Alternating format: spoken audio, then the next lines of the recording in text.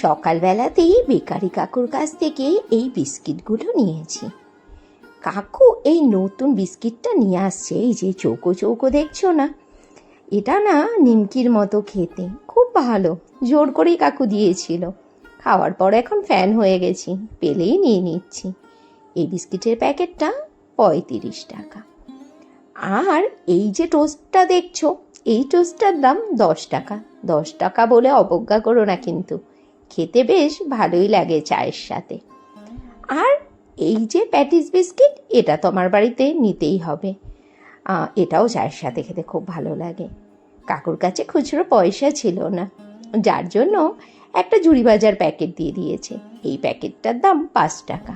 অনেক দিন ঝুড়ি ভাজা খাওয়া হয় না, কাকুও দিয়ে দিল, আমিও নিয়ে নিলাম। জানো তো, বেকারি কাকু না আমাকে মা বলে ডাকে, গলা ছেড়ে মা বলে ডাকে। কি যে ভালো লাগে কাকুর মুখে ওই মা ডাকটা শুনতে।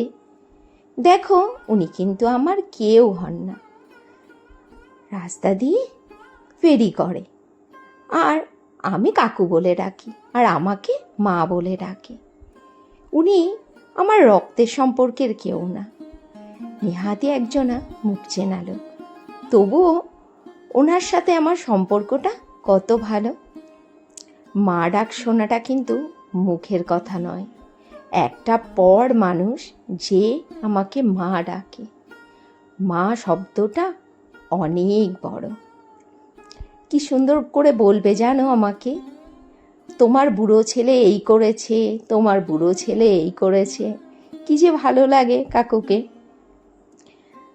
আর প্রতিষ্ঠাকে দিয়ে দিচ্ছি হরলিক্স, ওনাকে আবার হরলিক্সটা মধ্যে যে দুধটা দেওয়া হয়, ওই দুধটাকে আবার ছেঁকে দিতে হবে, সর পড়লে চলবে না। ভাবো তো, এত বড় মেয়ে, কতই না জ্বালা। আর দুধের সাথে কম্পালসারি চকলেট হরলিক্স চাই।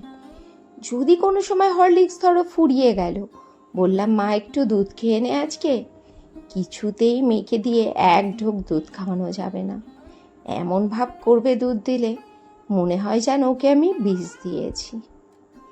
এই যে ওর খাবারটা রেডি করে টেবিলে রেখে দিয়েছি, আর ও চোখ মুখ ধুয়ে এখন রেডি হয়ে নিচ্ছে, খেয়ে দিয়ে তারপরে বসবে পড়তে।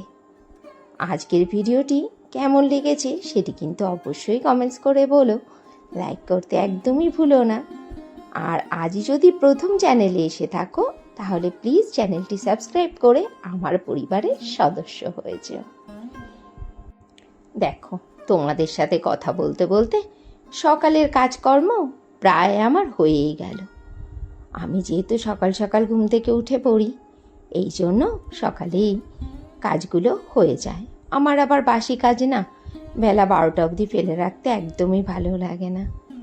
সকালবেলা ঘুম থেকে উঠি, সময়ের কাজ সময়ের মধ্যে করে ফেলতে খুব ভালোবাসি। আর ঘরদোরগুলো আমার গোছাতে না অনেকটা সময় চলে যায়। নিচের ঘরগুলো গোছাতেই প্রায় 1 ঘন্টা। আর যেদিন ওপরের ঘরগুলোর কাজ করতে যাই, সেদিন তো আর কোনো কথাই নেই। ওপরের ঘর গুছিয়ে ঝাড় দিয়ে পুছে আসতে পাক্কা 2 ঘন্টা লাগে। সারাদিন সংসারের কাজের আর শেষ নেই। আজ সকালের খাবারটা অনেকদিন পরে কিনে আনা হয়েছে, পরোটা আর আলুর তরকারি, যেটা মিষ্টির দোকান থেকে আনা হয়েছে। মাঝে মাঝে খেতে বেশ ভালোই লাগে। ছেলেটা তো প্রতিদিন 3 বেলা পেলেই খুশি, ও তো সুযোগে থাকে পরোটা খাওয়ার। আমি চিৎকার চেঁচামেচি করে দিতে যাই না জানো। রান্না বান্নাও বসিয়ে দিয়েছি, আলু দিয়ে ডিমের ঝোল করছি, আর করছি খারকোল পাতা বাটা।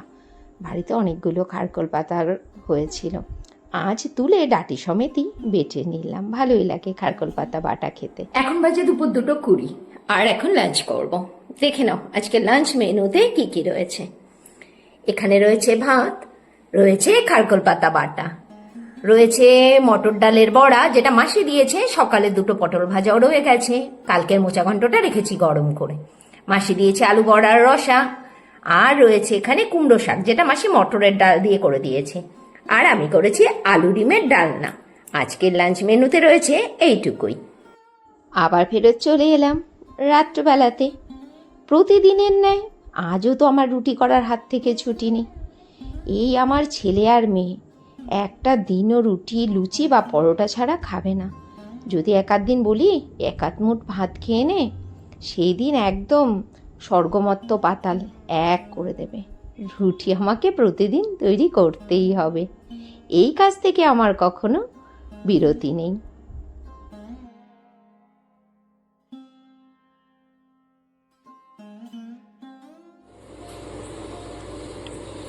এখন বাজে রাত্রি 10টা বাজতে 10 মিনিট। আর তৈরি করে নিলাম রুটি, কেটে নিলাম আম, আর দুপুরে সেই ডিমের ঝোলটা করা রয়েছে, আর পেঁয়াজও কেটে নিয়েছি। এই দিয়ে আজকে রাতে ডিনারটা সারবো। আর আজকে ব্লগটা এখানেই শেষ করছি। Tata, good night.